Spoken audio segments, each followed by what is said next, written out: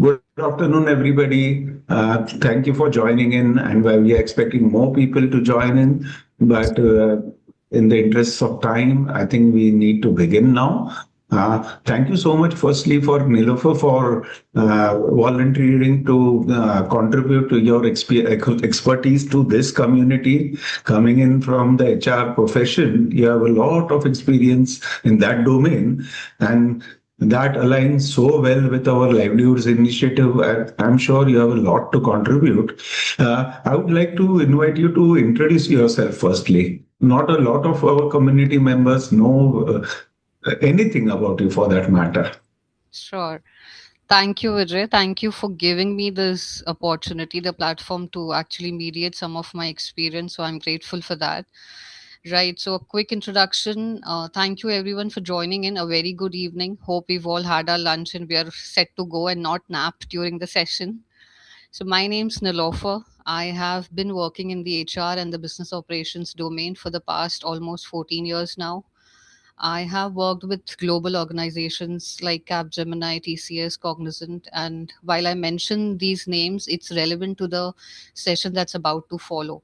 So, this is where the topic is important to me because I've seen both sides of hiring. I've seen it, how does it work on the other end of the organization, especially with these big corporates, and that's how I'll probably try my best to simplify the process for all of us. So, shall we wait maybe a couple of minutes, Vijay, for others to join, or should I start? You're on mute, Vijay. Please begin, Nilofer, so people will keep joining in. Okay, Let's go ahead with the session. Yeah. So over to you, absolutely. Nilofer. Thank you so much. Is my screen visible?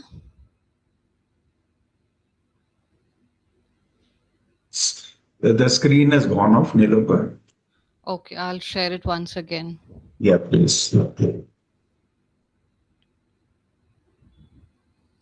Right. Sorry about this glitch, folks. Thank you so much for being patient. So, I've already given a quick introduction in case someone has just joined in. Let me just quickly tell you I have an experience of around 14 years into HR and business operations. And so, the topic is personal to me. It's something that comes from my experience, and it's a pleasure to have a platform where I could simplify the process to my best capabilities. And somehow the agenda for the session is not quicker interview tips or hacks. It's not about how can you be hired effortlessly. That's not what we're trying to talk today. My agenda for this session is prioritizing what goes beyond organizations when they hire and they retain people. If we simplify that process, I'm sure our workaround will change. It'll change quite a bit and it'll help us in our career journey. So that's the purpose that I'm trying to achieve through this session. It's understanding the human side of hiring. So we'll go through the HR basics, the hiring trends today, career comeback stories, something to understand around the psychology of mental health and employability. And at the end, of course, there'll be some practical insights and hopefully one or two actionables that you'll take away from the session at the end of it. If we could move to the other slide, Vijay. Why isn't the slide budging? It's the right side arrow, the No, downside. okay. Okay. No, ठीक है. All right. Right, thank you. So, without getting into in depth knowledge of each of these functions, in fact, even before I start, people present in the audience, the listeners, if you could quickly tell me, you could unmute or you could use the chat option. What do you think when you hear the word HR? What's the first thing that comes to mind? What does an HR person do? You could unmute, you could use the chat option. uh, recruits the best person for the job. All right. So, assumably, the answers that I'll get, and this has been my experience with a lot of people, that they restrict the term HR to the term recruitment. These are people who recruit higher talent, or it's only about the person who's responsible for your paycheck at the end of the month. But that's not the reality. That's not how HR works. So it's good to have a basic understanding that HR is a full-fledged domain which has six strong pillars within it. Of course, in-depth knowledge not required at this point in time, but if you're interested and you would like to learn about it, you can anytime Google up or read more about what does each function do. Just an overview, recruitment, of course, we're all aware about. Compliance forms a very major role in human resources. This is the team that takes care of the ethical standards for a given organization. Employee relations being another one. Something to note about employee relations is this profile has gained popularity in the last 2 decades. It was not really that visible. It existed, but it wasn't that visible to the organizations. Now, the emphasis is on employee relations. How happy or how satisfied are the employees that are working in an organization, and also works towards their wellness. So a very important aspect of HR. Performance management, we've all been through the performance management cycles, I'm assuming. Learning and development takes care of our training needs. Compensation and benefits, of course, the most important one. This is probably the reason all of us look for jobs or business careers, because compensation matters. So broadly, these are the functions of HR. At least a basic understanding of these functions would be useful in your career journey. Moving on to the next slide.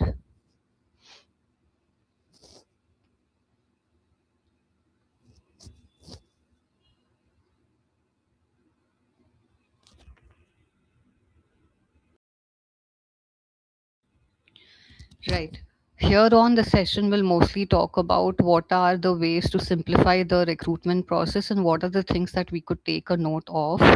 Anyone has a question, you have an experience at the end of the slide, feel free, raise your hand, or you could just unmute and let me know. I'll be interested to understand your story and your experience as well. Right. So, first and foremost, hiring through a recruiter's lens.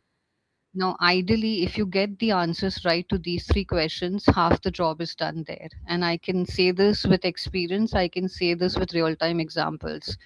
The first and foremost, the recruiter, what does he look for in your CV or in your resume is, can this person do the job? Now, this question may seem very simple at the outset, but it really isn't. It's one of the most complicated questions, and I'll start with an example. This is a personal example so that I could explain this a little better. So, when I started my career initially, I was working with TCS, one of my first few professional stints, you could say. I was an unexperienced person, and I was learning the nitty gritties of being in a corporate. I started into business operations and I was with TCS for around 4.5 years. Now, when I crossed a period of a year and a half, I decided that I wouldn't want to continue in business operations, and I think my interests are more aligned with the HR job function. Too early in my career to make that decision. However, I had a glimpse into the kind of personality traits I had and things that I've been appreciated for that aligned with the HR function. Now, the problem is that I don't have an MBA in HR. I don't have any prior experience in HR. Obviously, the organization is not going to offer me anything pertaining to my interest. What I did was started getting in touch with the HR team, the current HR team. I started asking them for basic information of what does their job involve, if they could help me or ask me to help them with a particular job. Simple things like, if there's a session happening, I would volunteer to be the speaker for the session. I would get in participation. I'll help them with the performance rating, maybe the notepad or the Excel files, the basic work that does not have anything sensitive or something that they'll be worried about. I wasn't required to do this, but I did this for a period of 2 years, and I did this after my working hours of 7 or 8 hours of my normal job that I was actually paid for. Reason I did this, I could make a note of it on my resume and say that I have worked with the HR experience in spite of being a business operations person. That's how I landed my first job into HR. Of course, I did my distance learning MBA from Symbiosis as well while I was working. But the major point that could, mark me a little in relevance to the given opportunities is the point that my CV had something to tell them that was already in line with what they were looking for. If I hadn't done this, and if I go out with to an interview saying that my experience has been in business operations all throughout 4.5 years, they wouldn't even stand for 5 minutes of interview, and there'll be a complete rejection. So this is what the person can do a job means. Your CV in the first few lines has to mention the skills and your personal professional journey that is in line with the business problem that they're trying to solve with this current role. If the recruiter sees that in your resume, it's a 90% assurance that you will be called for an interview, if nothing less. That's the first point. The second one is a very simple one to understand. Is the person a cultural fit, and is the person a financial fit? Compensation, of course, is a big part of the decision making. If you are somewhere closer to the compensation bracket, it's usually not a problem. The third one, again, this is again a very important point. Do you have evidence to justify this role? What that simply means is, for example, someone has an opening of a financial analyst. You have experience in financial operations, but not as a financial analyst. You're not someone who's data driven or who's worked extensively on data. The term financial being same here, you probably would want to try your luck and apply for the job. But if your resume, it does not evidently prove that you've had similar experience in your previous roles, they are not interested in the significant terms mentioned there. So there are ways to modify this. As simple as try taking up whatever interests you in your current profile, like a soft skills training, volunteer for things that you want to learn or you want to apply for a job in the future, and note them in your CV, so that when the recruiter reads it, there is evidence that you've done similar kind of work and that is relevant to the job opportunity. Evidence matters in the resume. So three quick points: can the person do the job? Is he or she fit for the culture that we work in and the compensation bracket? Is there evidence in their profile that proves that they can justify the role? Moving on to the next slide, Vijay.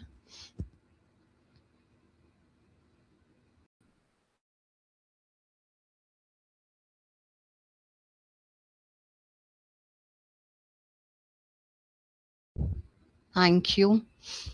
Right, something to understand. Usually, we have this assumption, or probably our experience tells us that it's usually the HR who's rejecting or accepting our profile, but actually, that's not how it works.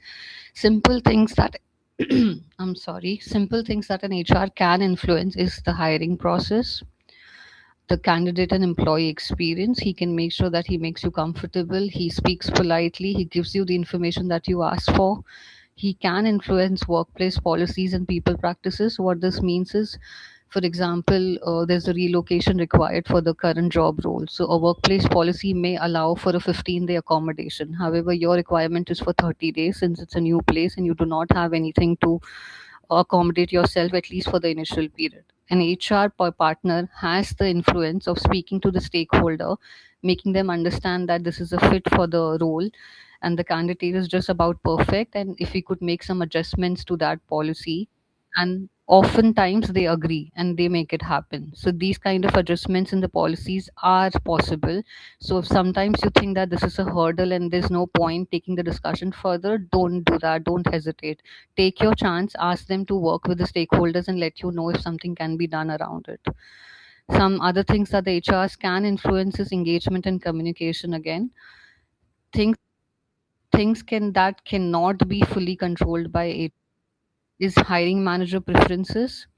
So this is very subjective. Sometimes a role may require you to be good at team management, for example, but a hiring manager prefers that the person has to be a full-time MBA, though the job does not require that. But if the hiring manager has that preference, he may press on it. These things cannot be influenced by the HR recruiter. Business budgets and the headcount cannot be controlled. Again, market conditions, of course, it cannot be controlled by the HR. So, with the understanding that HR person does have an influence, you can try your ways and ask for, subtle nuances of the process where you could need some kind of support, and the HR might be able to do that for you. But he or she doesn't have the authority to make the final call. That completely depends on the stakeholders that they are working with. Up until now, with me, everyone. A yes or no? Yes, yes, yes. Yes, yes, yes. All right, thank you. If you could move to the next slide.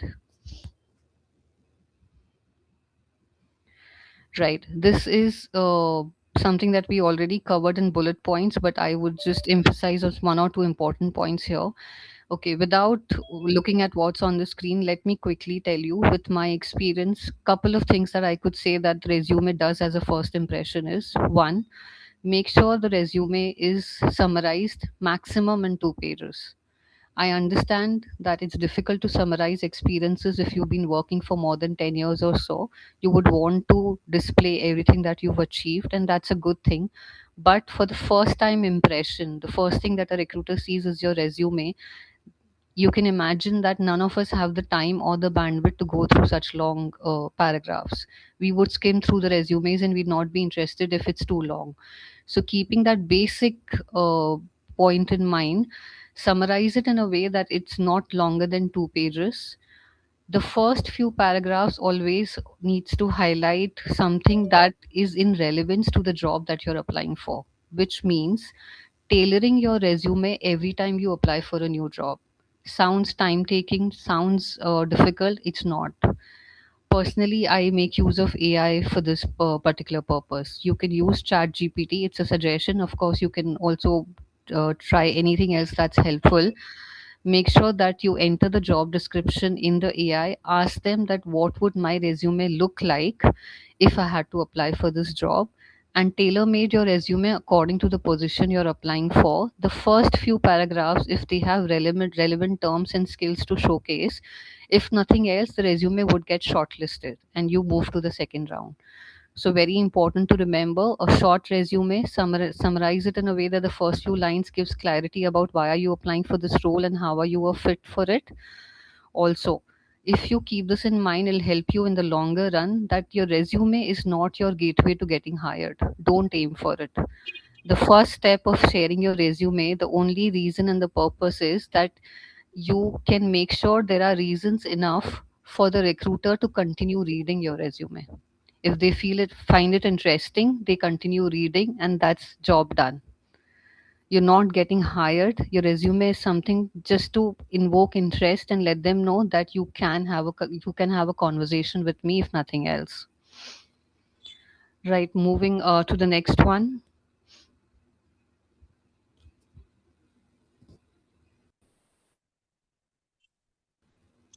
All right.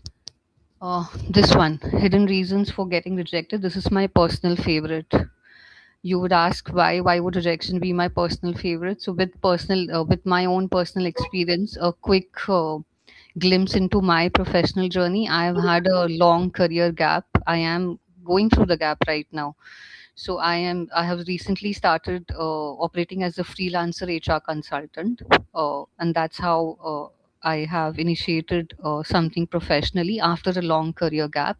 And the gap happened because of a personal situation and health reasons. So the topic, of course, is my personal favorite because I have been rejected multiple times. I have been put on hold for various reasons. Sometimes there's no feedback. Sometimes there's personal ghosting. I'm sure all of us have been, we've either experienced this or heard about it, and it feels personal. It happens that it'll leave a mark on your mindset and it'll change the way you look at applying for jobs. So I completely get that. What I can tell you though is that maybe the rejection feels personal, maybe it's something that feels difficult to deal with. However, a couple of things, if you could remind yourself at these times, is rejection is not personal. It's not because you're not good enough, it's not a verdict on your value. It's simply a reason that's outside of your control 90% of the times. It's something like business conditions. Maybe you're not fit for the compensation bracket. Maybe they found a better candidate with more relevant experience. Maybe it's a location challenge. There could be millions of reasons that recruiters reject or do not continue with a profile. It doesn't mean that you're not good enough, and it doesn't mean that it needs to stop you from applying for better jobs or continuing your career. uh, though it feels like, the rejection part, if you've come across rejections quite often, it tends to play with your psychology and tell you that everything that you know is falling short. And I say this because I've experienced it myself.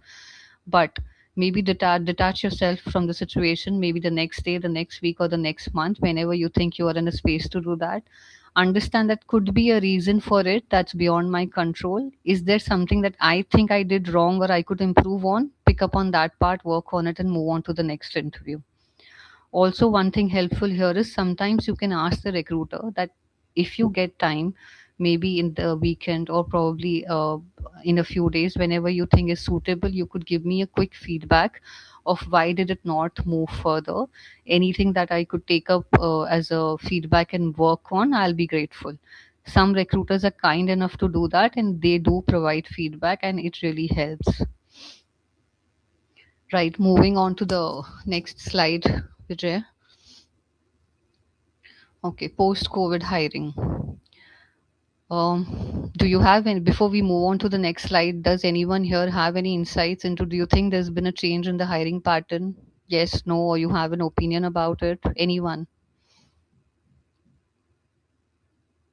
If you've seen anything in the market, the industry changes or the pattern.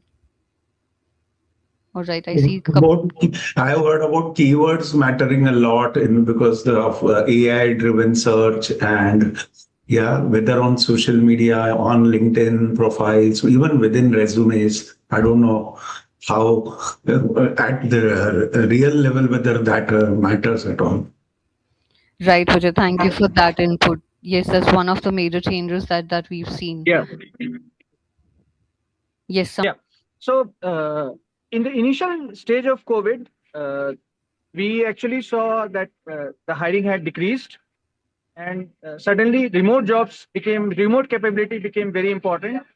A lot of requirements, it required you to, you know, do things remotely. For example, at the time I was working with a payment company, Visa, mm-hmm. and UPI galloped. So fintech companies started doing all of that, a lot of hiring, etc. So going forward, I believe AI fluency is very important. So that's my two passe towards this. Thank you. I'm going to lower my hand and close my video too. Thank you. Right. So, COVID hiring, before we move to the next slide, these are major two observations that we just heard about. Some things that have changed in the market is that we've gone digital to an extent that now managers have the capability to interview or to evaluate twice the number of candidates that they could do earlier. If you understand the difference here, the competition is increased in a way that it's difficult to compete with your neighbors. And this is not just the local team, you're actually comparing yourself with the global talent. Now, this difference makes a huge mark on the hiring trend. Reason being, if a recruiter has to evaluate a candidate and fill a role, usually they come with a certain deadline. This happens in most IT organizations, it happens in BPOs, it happens in corporates. Now, their agenda is to get the candidate at the earliest. The fastest one is the winner. With this kind of competition and everything going remote, it becomes highly selective for us to be able to justify our chance of fetching that role for ourselves. So, in practicality, what this means is a stronger CV, a stronger career journey, a stronger introduction than before.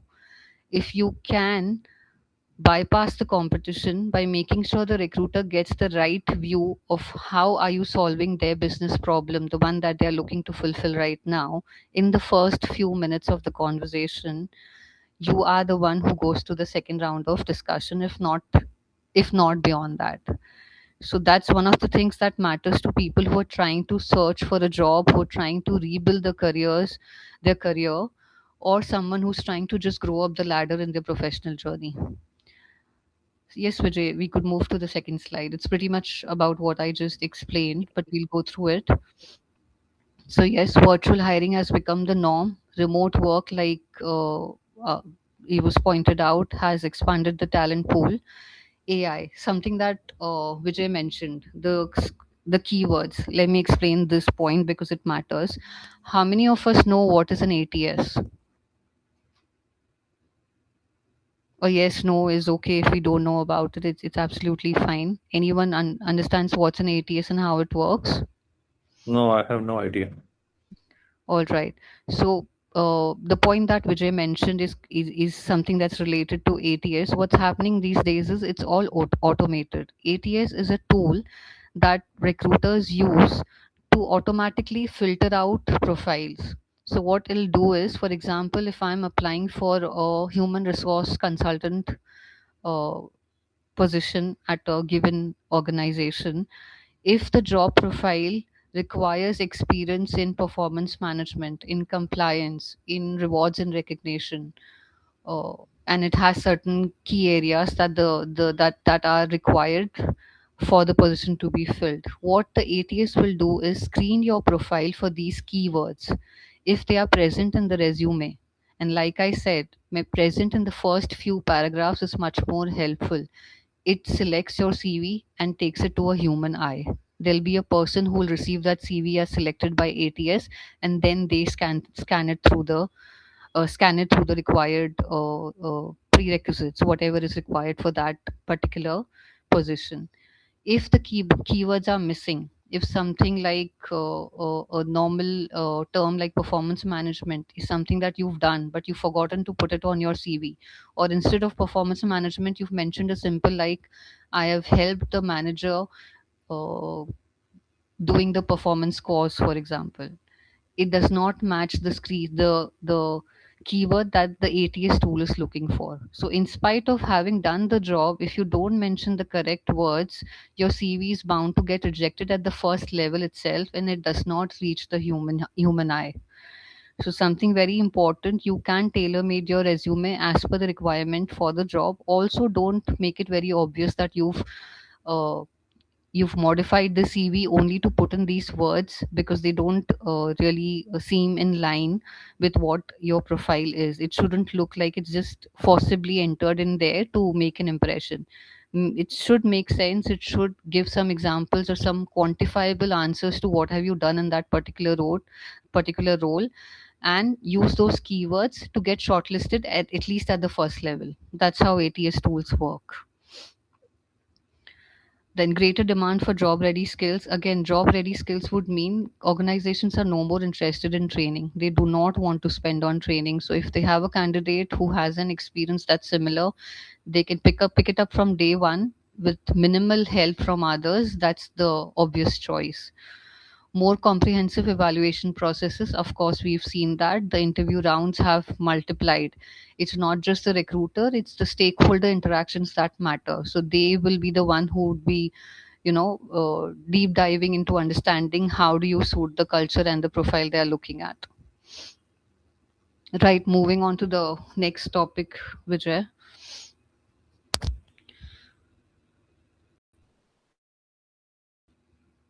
If you're comfortable answering, that's okay if you wouldn't want to speak about it. But anyone who wants to share anything about a career break, or just let me know if they've been on a career break. Yeah, I have been on one uh, from 23 December to last year, July. All right, you're not alone. I've had a career break as well since 2023. So I've done some freelance projects in between, on and off, but as a full-time professional, I've had a long career break, and I'm sure most of us have gone through some phases here and there. If not, we've seen a family member or a friend or someone who's gone through that. So moving on to the next slide, Vijay.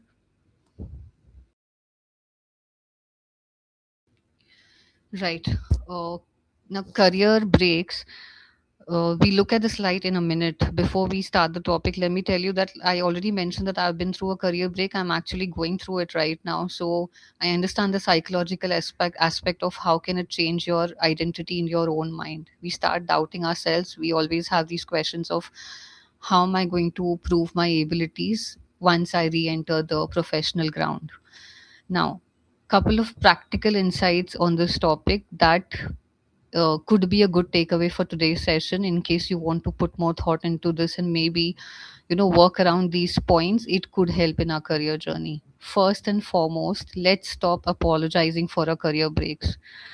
Recruiters are often looking at the tone that you speak with when you answer this question. This is an insider's view, and I say this with confidence. They are not looking at what is the reason. They're actually looking at how are you sounding when you say that. Are you done with the experience, the reason that you had to take a career gap? Can you say it confidently? And can you pivot to the future and tell them, this is what I have to offer today, and I'm ready to rejoin the workforce? If you state these things out confidently, I understand this won't happen in the first call or in the second. Take your chances. Maybe rehearse this with a friend or a colleague. Rehearse it with AI if you want to. Give some interviews only for the sake of interviews to understand how could you answer this question better in case you're facing this challenge. The fifth or the sixth time, I promise you, you will be able to answer it in a way that people understand this is human. It happens with all of us. We have our life priorities, our health priorities, and we took time off to do that, take care of it, and we are back. If you sound apologetic, if you over explain it, if you pause at that moment, the impression you're giving to the recruiter is that maybe you're still dealing with it.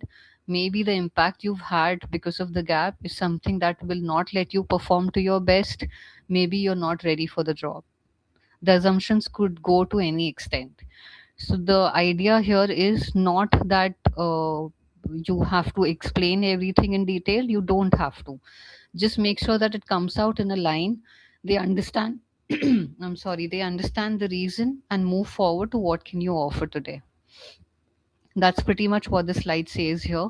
Change your narrative from gap to growth.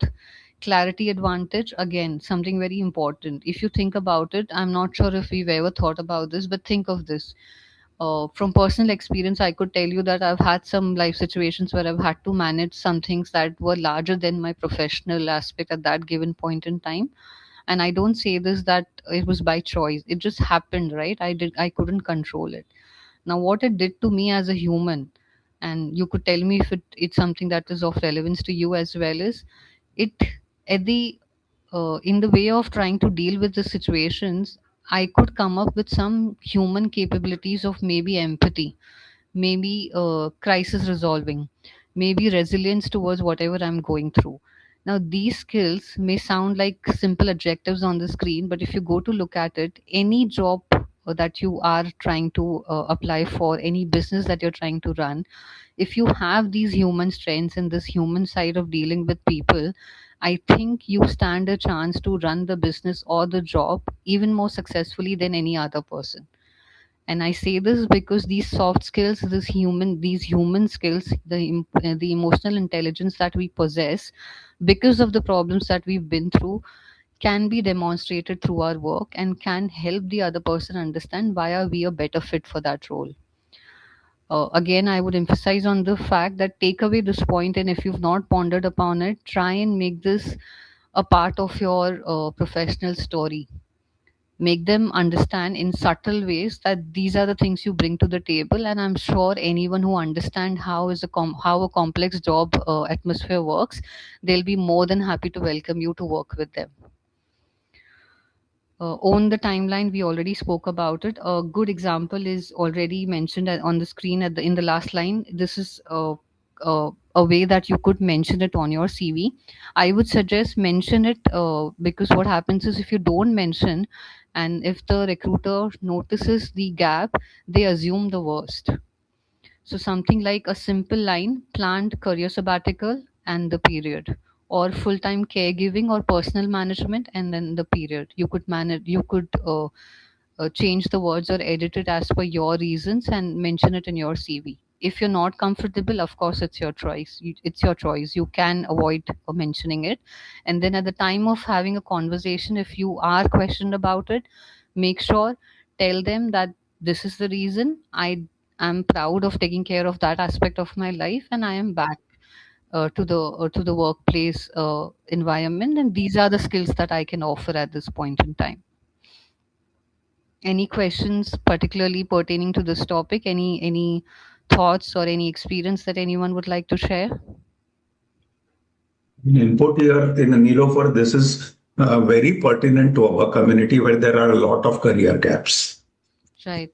where there's job hopping, not because people want to just skip jobs and jump from one to the other, but because of our mental health episodes that we face, and during these periods, people are forced to resign, and then obviously there's a gap between landing the next job.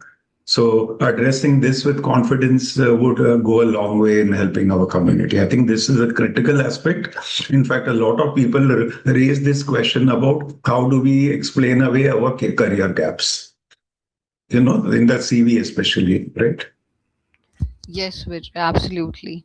I have also struggled with this, so yes, it Yeah. makes sense that we prepare ourselves in advance and be ready for the for questions like these. Sure. Right. Thank you, Vijay. Thank you for that input, and we could move on to the next slide.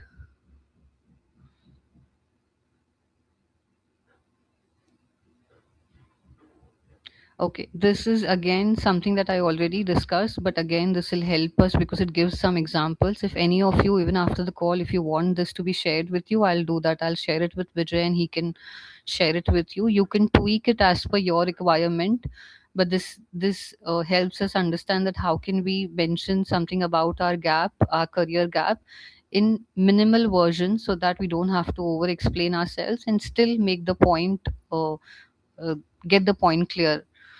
So the first one is acknowledge your past, that yes, I stepped away from the formal workforce intentionally to focus on a personal health priority. Now, personal health priority here could be something else. It could be a caregiving situation. It could be a career change decision. It could be a career transition because of some personal situation. Whatever you think is the best suited answer for you, you could change it to that, but keep it minimal. That's acknowledging your past, then stabilizing the present. The situation is successfully managed and is behind you right now. This is something that needs to be conveyed at the very first conversation. So the situation is now stabilized and my foundation is strong. The third point is pivot to the future. Like I said, tell them what can you offer today and how is it relevant for the skill requirement. That's pretty much that you talk about when it comes to career gaps. Right, we could move to the next slide.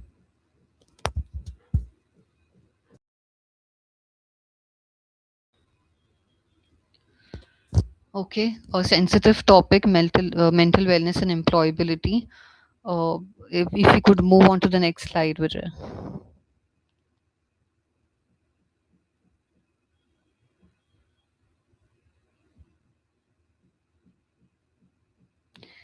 Right, thank you, Vijay. So I understand this topic is of relevance to most of us. I assume that most of us have had our ups and downs in life. We've had our mental health challenges, or we've been a caregiver or in support of a friend or a peer who's gone through something. Now, I'll try to make this a little more practical because it has to serve the purpose that how can this be managed well in terms of a career management. The first, energy barrier. This is nothing but the part of the job search uh, which is something that is not easy. However, that's not the biggest problem that we face. It's actually the emotional bandwidth that we need to create to sustain the job once we have it.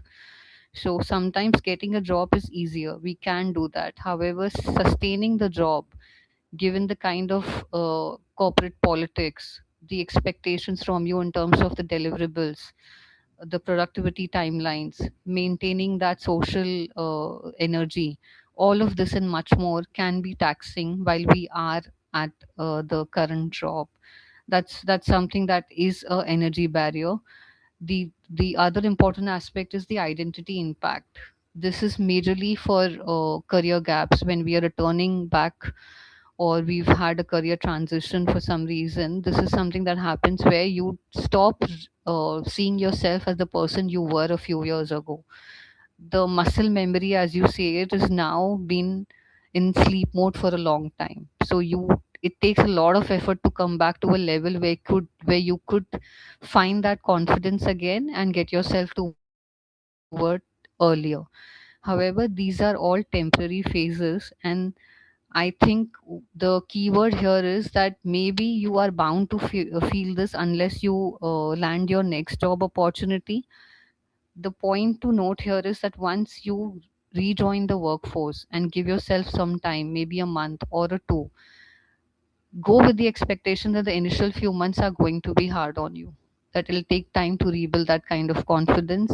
You may not be easily accustomed to the kind of expectations that you are asked to maintain. You will take time to interact with people, but if you have a mindset that this is something that's expected, however, maybe in a month or two, once you start experiencing the work environment or something that makes you feel okay, this was a good day, I was useful in some way, I did something, and these little changes over a period of time will get you back to the place where you were at. This happens, it takes time. So go with the mindset that yes, I'm going to be facing these challenges, but it's a phase. We have a reason to do that, and we come out of it stronger. That's the energy barrier aspect of it. The readiness trap is nothing but simply understanding that most of the times, including myself, this happens is that we wait for the right opportunity to strike and then we'll apply for a job. Or maybe let me feel a little more better. Let me change the situation to a certain extent and then I'll start actioning upon my resume. These are the normal things that keep occupying your mind. But the momentum myth is something that says that don't do that. Break that habit and start taking action in spite of not feeling like it. Don't expect returns. Don't be the best at it. If you can't do 100%, start with a 40%, but do it anyway. If you start doing the job application aspect of creating a strong CV, of speaking to people and putting in little efforts in spite of not feeling like it will help you come out of that phase a little faster. It might even turn out to be a way to land your next job discussion, if not a job opportunity. So if possible, what we can do is that start doing the little things that we can afford to do given the mental health situation or anything else that's keeping you down. Of course, that's the priority. If it allows you to take these little steps, please do that. All right, the professional boundary, a very important aspect. This I would say something that's very personal, and the decision at the end has to be yours and no one else's. So whatever I say is an opinion, is a school of thought, but please make sure that you follow what you think is right for your situation. Something to understand here: if we are going through a mental health challenge or we've had that in the past, the diagnosis is completely different from your ability to contribute to your workplace. This differentiation is important. If you realize it, it's important that you convey it to your recruiter and your workplace manager, or whoever is the person that you're expected to work with. You are not bound to giving out the details of what have you been dealing with. There's no legal requirement as such. However, the reason that you would choose to disclose it, and choose to disclose it only in limited set of words that are comfortable for you, could be because you want them to be aware. That's one. Second, in case you need some kind of tools or support from the team to help you perform at your best. If there's a need for that, you think it's going to help you in your career, do that. You can open up and speak to the person. And before you do that, something that I would suggest is, of course, after the first discussion with the recruiter, we are at least aware of the organization name that we're applying for, right? There are ways to go on LinkedIn, figure out people working at that organization. You can go on Glassdoor. There are various such other websites and apps where you could just go and search by the organization name. There are people who've already worked there or are currently working there who leave comments or leave feedback for the organization. So search for keywords like culture, compensation, mental health policies, HR policies. Look for whatever is relevant to you and read the feedback. Get a basic understanding of how supportive the organization can be expected to be in case you are moving forward in your interviews. What this will do is help you prepare to answer a question like, what is the career gap because of. If you think you want to disclose or you want to share something with them, if you see this, the organization is supportive of it, they have a policy in place, you can make your decision and speak about it. If you think they are still in the learning phase, they don't have as much support that should be at an ideal level, feel free to not disclose it at the first level, which is fine. However, wherever you think there's a reason that they need to know about it because it matters to the job that you're going to perform, if you need support or it's going to impact your performance in any way, then the awareness is of course something that's good to have in a discussion. At the same time, like I said, this is a personal decision, this is only an opinion that I am sharing at the moment. Do what feels comfortable for you, and also the flexibility that maybe at the time of joining is when you discuss about it and let them know that, you know, in minimal words, that this is what I've been taking care of and now I am okay to pick up on the job of opportunity. So that the other person is at least aware and it doesn't come as a shocker at a later stage. Right. The culture reality is nothing, again, something I already spoke about. So to be a culture fit is something that does matter. Moving on to, before I move on, any questions, especially for this one, or any experiences or anything that you'd be comfortable sharing from the audience? You could use chat, you could unmute. So this is around the energy gap and time, this both. With 10, 15 years experience, we reach a certain level and take a break. But then because of the mental health, we decide that we cannot perform at the level that we were previously performing. I was thinking of, taking a role which is at a lower level than I was there before the break. But when interacting with recruiters, they always have this question about why are you looking for something lower than what you were previously there. So how to sort of strategize about when you're trying to go for a lower responsibility role because of your mental health, but then not able to explain to them why you want sort of a demotion in what you're looking for. I am Was that clear or? Yes, yes, absolutely. Can you tell me why are you looking at these jobs, or any particular reason? Is it that you will feel more comfortable with the kind of responsibilities it comes with, or Yeah. So something else? during the gap, I took one of like a job with the same level that I was previously at, and I again had issues because of that. Triggers related to the job because of deadlines and travel, etc. So Hmm. that's why if there are certain aspect of a job which we know are triggers for our condition, then we don't want. So we want to take a job which would potentially not have those triggers. So that would mean taking some role with lesser responsibilities. Absolutely makes sense. So it'll be safe to say that it's a personal preference given your job experience. This is something you have decided out of choice, right? Yeah, for the better to because then I can maintain more stability uh, by avoiding triggers. Absolutely. All right. Okay, so the way I would suggest to go about answering these questions is, one, when they ask about it, do not start your conversation with that I have had this experience and this is why I'm looking at changing my career trajectory. Don't start with that conversation. What you can instead do is, I have worked within both the areas of, for example, it's something like a lower level in terms of the kind of responsibilities it comes with, and something at a higher level like a managerial role. I have worked with both sides of the profession. I have an idea of how it works, and my personality traits or the likings that I have suit more towards this particular area of the job. I enjoy it more. It gives me it gives me a fulfilling idea of the work, and I go back home happy. I'm okay with the compensation related to it as well, and that's the reason I'm trying to rework my journey towards this aspect of the job. Make it sound like it's a natural choice, not because you've had a health reason. Okay. That's one. The other thing, if you think you would want to be honest about it, and that there's no problem about that as well, you can do that. You can tell them this is my reason, but at the end, add just that, that's not the only reason. The other reason is that my interests are in line with this part of the job. I think I'll be more useful to the organization when I pick this part of the job. So the recruiter understands that this is out of choice, and this is not because you've been forced to take it up because of life situations, or you might regret at a later stage. That's not the message the recruiter wants to hear. Okay. Does that answer?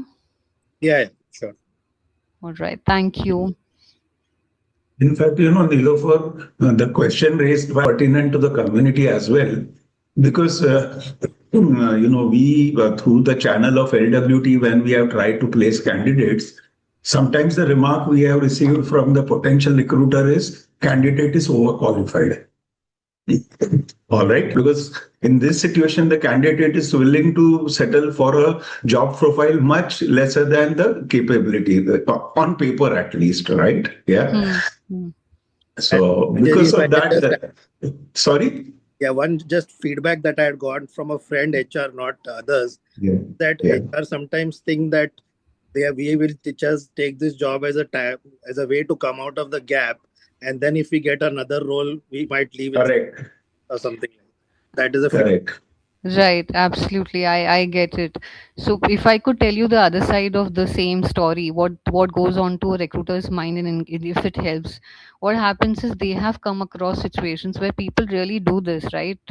This is not a situation unknown of someone like a MBA fresher, someone fresh out of college, or someone Correct. who's had to take a break after 1 year of work for whatever reasons, will try to manage their finances with a short-term role. So that happens. The first thing that hits the recruiter's mind is maybe he's just doing it as a adjustment period, and this is gonna hit our targets in the longer run, and they will regret the decision. So it's not unnatural for them to think that way. What you need to do is be aware of the fact that they could point out these things and have a problem with it. So prepare your answers in advance. Make sure that they understand that I am not coming from a place of place of being forced to pick up a certain kind of job, or I'm not happy with it, or I don't plan to stay with the organization for the longer run. No, I'm not going to do any of these things. I can showcase my tenure in the previous organization if you have something to talk about. I don't like hopping jobs, and I would want to make a career in a certain organization that is in line with my personal values. This aspect of job interests me. I have the skills to do it, and that's the reason I am working towards this particular role. Frame it in a way that they understand, okay, the candidate is well aware of the things that we could object on. Okay. Thank you. Sure, no problem. If we could move on to the next slide.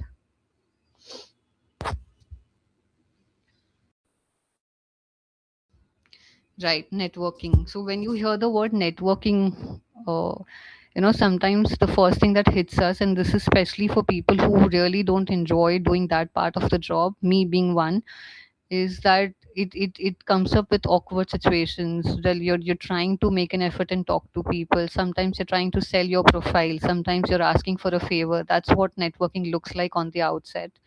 But I am trying to tell you that networking actually is not about that. Professional networking is nothing but just making connections over a period of time. It's as simple as that, and it helps in the longer run.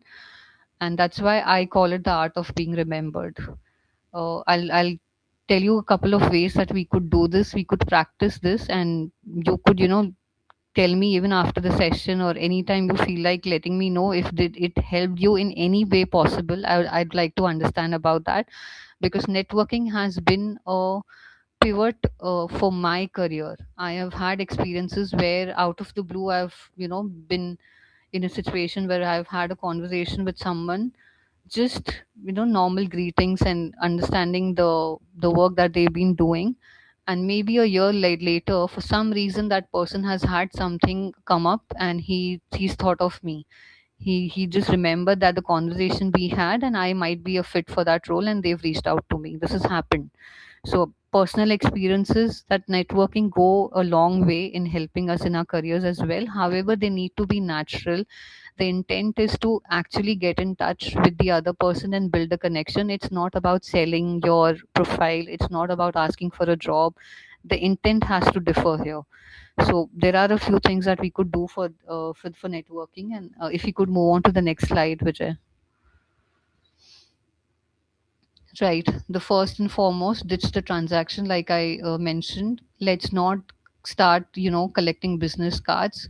It could be as simple as just drop a greeting. Tell them, just ask them how you're doing today. tell them that we've worked on a project earlier, and this is what I really liked about it, and something similar has come up, so I thought about you. Ask them for an opinion, share a article and say that this made me think of you, what do you think of it?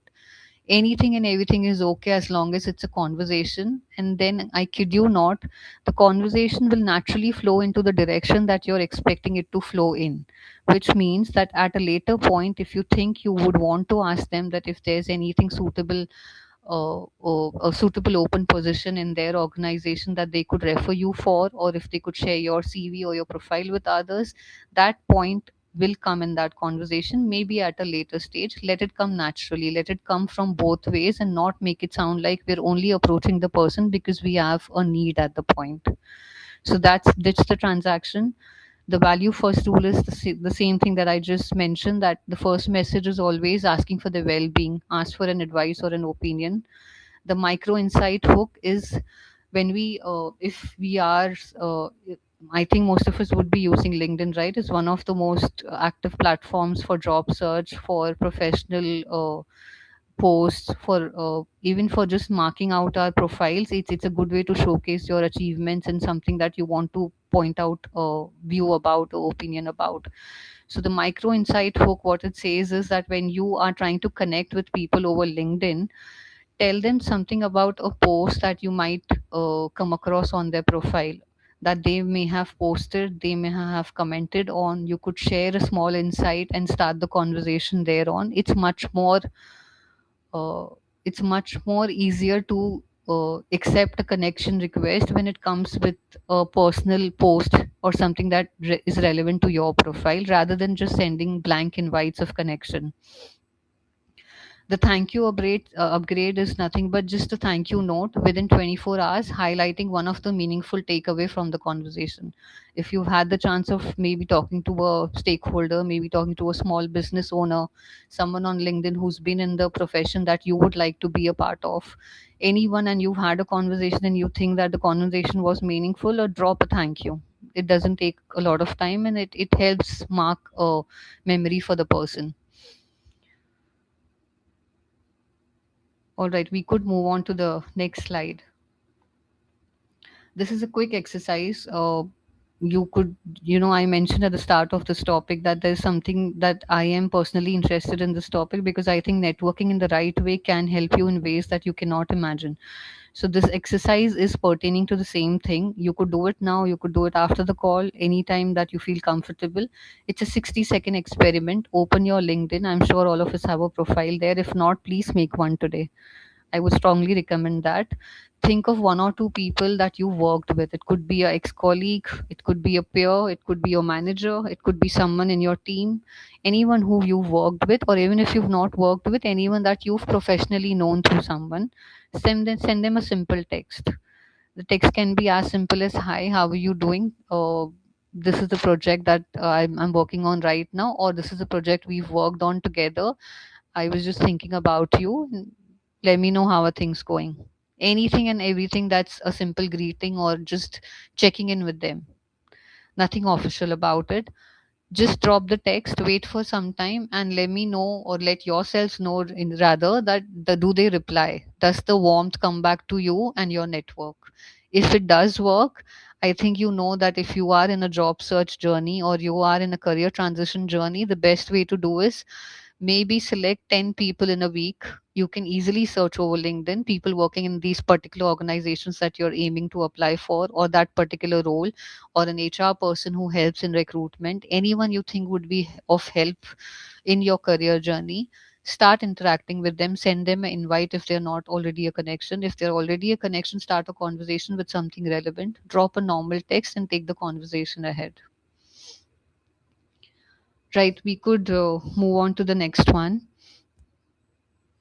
Okay, what I wish more candidates knew. We could move to the next slide, Vijay. So I have noted a couple of things that maybe some of them is already covered in the prior topics, but simple things that I think people who are looking for job, if they know this, they will change the way they go about applying for jobs. The first one, the recruiter's perspective. They don't look for your background and skill set. They are looking at your readiness and the presence of mind while cracking the first interaction. Very important. If your skill set is a 50% match to the job that you're applying for, it's still not a problem. But if your confidence and if your first interaction with the recruiter is a 50%, it's a big problem. So if you can confidently showcase your skill set, how does it match with the current requirement, have a normal conversation without feeling the need to over explain, trying to please the recruiter, or maybe fumble at times. If you avoid these things and if you can give the first impression that you're ready to pick it up, the recruiter will take you for the second round of discussion, if nothing more. This takes time. I couldn't do it in my first call. I couldn't do it in my 30th call, if I have to be honest. It happens. We are all humans. The moment the mind knows that we are being evaluated for something and this has an impact on our life, your mind will trick you into thinking that how can I be the best that I can be in the conversation. You will start fumbling. You will start taking time to answer the question, or maybe not answer it the way you expected yourself to. It's okay. Do that 5 times, 10 times, 11 times. Make a note of simple things that you think you are faulting at repeatedly, and try and rehearse these things in your mind. It doesn't have to be a script, but if you are aware that, okay, these 2, 3 things are something that I usually tend to not answer the right way, I can work on it. The next conversation is going to be a better one. That's the first thing. Second, your resume is scanned before it's read. We covered this point. Recruiters are not looking for explanatory resumes. They don't have the time to spend on each CV. First few paragraphs match the keywords with the kind of job that you're looking at. Make sure your achievements are easily visible in the first few paragraphs itself, so that they can skim through the resume and they can shortlist you. Okay, the next one, silent doesn't always mean rejection. Very important. Please make sure that you understand that what happens is there are external reasons that a recruiter may not move forward. However, it's a kind of brutal. I understand. At least the feedback is something that ideally should happen. Ghosting candidates or not replying on weeks, and then delayed responses. Sometimes the feedback doesn't even make sense. All these experiences happen, and that's not really what we would look forward to when we are already trying so hard to fetch a job. I understand that, but please understand, try and not take it personally. Detach yourself from the situation and understand there are 99 reasons for the recruiter to not move forward. One of them being that there are, at any given point of time, there are hundreds and thousands of applicants for a single job position. That's how the market is. That's how the market is, especially for India. So you are being compared with global talent. There could be budget restrictions. There could be a change in the role midway. There could be location priorities, internal decisions. Anything and everything can cause an impact on the final decision. So 99% of the times, it's not something that's lacking in you. Do not let that be a statement that I did not do good enough. If possible, take a feedback if you get it. If you don't get the feedback, it's okay.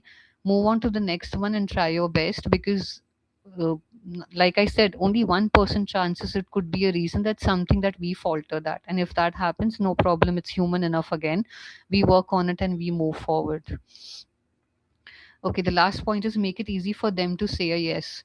Very important. Again, covers everything that we've spoken about for this subject. Some things that can make the recruiter want to take you to the next level. One, I am offering you a solution to your current need. If you're looking for a project management role, I have 7 years of experience there. Subtle hints of 1 or 2 examples where these are the difficult situations being as a project manager that I have been faced with, and this is how I came out of it. Be factual, be quantifiable, give them the end result. Say this proactively. Don't wait for them to ask this. You give them the reason to take the conversation to the second level. They are bound to do that because it benefits them as well. If you understand, recruiters are not planning to reject people. If they get the people hired in the first few rounds of interviews or as early as they can, it's a win-win for both the parties. Recruiters are in fact told that, you can be as rigid, no, sorry, you can be as fast as possible in the hiring process, because we need to fill up positions as early as we can. So the agenda is the same for both. Recruiters want the candidate to be a fit, and the candidate wants to be a fit as well. The problem is that recruiters have this limitation of being answerable to stakeholders for various things like compensation, skill set match, the professional journey, will they stay for a longer term with the organization. So make these answers obvious to the recruiter in your conversation. Give them a reason that they say a yes to a candidate selection. Moving on to the next one.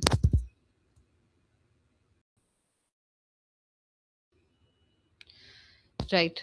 So, before I go on with this slide, anyone has any questions or any thoughts?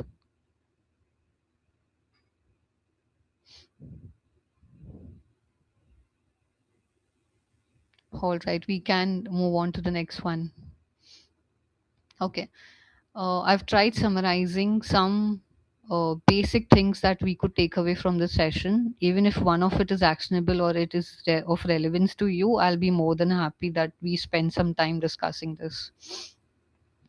Some practical actions that we can take. First, this is about your resume. It's called a 6-second test. This is what some recruiters do. If you do it on your end, you are probably beating the recruiter. What it means is, open up your CV on your laptop, or if you have a hard copy or wherever you can read it. Do the 6-second test, which is look at your CV for 6 seconds, read to the point that you can reach within those 6 seconds. Even if you are a fast reader, you'll not be able to read the entire page, is something that I understand, unless it's a very short CV. The first 6 seconds, and look away from the CV and try to understand what did you capture in those 6 seconds. Did it clearly give out your name, your last designation or your last qualification, your skill set, and your achievements? If these 4 things were visible in the first 6 seconds, your CV is good to go. Something that you could do on your own, and then tailor made your CV if it does not fit the requirement. If you need help with that, uh, any one of you can reach out to me. I can help you with some suggestions, with some AI prompts as well, to make a better CV, or make it look in line with the jobs that you're applying for. I could do that, so anyone can reach out to me as well. I'll help wherever I can.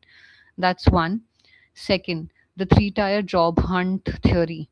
What this means is, before you start a job search, or if you are midway doing that already, make a mental note, or you could make a note on the paper. What are your non-negotiables? What are you actually looking at? It could be different for different people. uh, for me, after being working in business operations and HR for major part of my career, now that I have a career gap, my non-negotiables are something that is in line with my previous experience, so that I don't have to start from scratch. That's one of my non-negotiables. So accordingly, decide what are your non-negotiables. Which industry, what profiles are you looking at? If you're flexible with 2 or 3 profile, like I'm okay with training as well, communications also, and I'm okay with HR as well, for example, it's okay. You can make a mental note of that, and that is good enough for you to apply for multiple job posts. So the non-negotiables could also be something like, this is the minimum compensation that I would want to start with. I cannot go below this. Just make a note of these things and then plan the job application system around it. Don't blindly apply to jobs, which is what most of us do. We apply to 10 or 20 or maybe 30 job applications in a day through LinkedIn, Naukri, Indeed, and the other job portals, but not even 1% of them are related to your profile, and the recruiters may, in fact, even before the recruiters, the ATS may not take it to the second level. So design your job application plan around these lines. Once you have the non-negotiables in place, you understand that, okay, let me figure out 5 organizations which work in this industry that I am interested in. Go over LinkedIn and figure out people working in that organization, hiring managers, director, CEO, or team manager. It's easier to find on LinkedIn. Just put the keywords and the organization name, and it gives you with search results. try making a connect with them, try understanding if they have an open opportunity. Of course, before that, make sure that you have an open exchange of communication where there are greetings exchange, where you do have a normal conversation and then lead to that part of your interaction. That's one way. The other way, of course, is applying on job portals. But if you know what are you applying for, you can filter out keywords and apply only for the ones that matter. That this limits, this helps you, focus your energy only to the ones that could help materializing into something that you want to work with. The third takeaway, the third thing that you can do is send a single message to a peer or a alumni. This we already discussed in the exercise that we spoke about. A very polite way to start a conversation may not help you at this moment, but in the longer run, the bigger network that you have, especially professionally, it could help you at different stages of your career. Sometimes it's something to do with getting a job referral. Sometimes it's with solving a business problem. Sometimes it's got to do with soft skills. If the other person has had an experience or you think is an expert in a certain area, discuss, get some suggestions, move forward in your career. So the third takeaway is also important. These are the things at the end of the session that I'd like you to maybe, at least spend a couple of minutes to think about. If you think it aligns with your present needs, you could pick up any one of it. You need help, you want to connect with me and ask for anything, I'm available to do that. Right, Vijay, that was pretty much my session, and now I'm open to any questions or any thoughts you might have. We could move to the next slide, Vijay.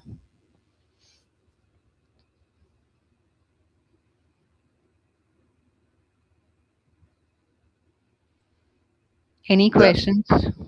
Firstly, it was thoroughly, engrossing, and it shows how much effort you have put in compiling this information that would be relatable to this community in particular, right?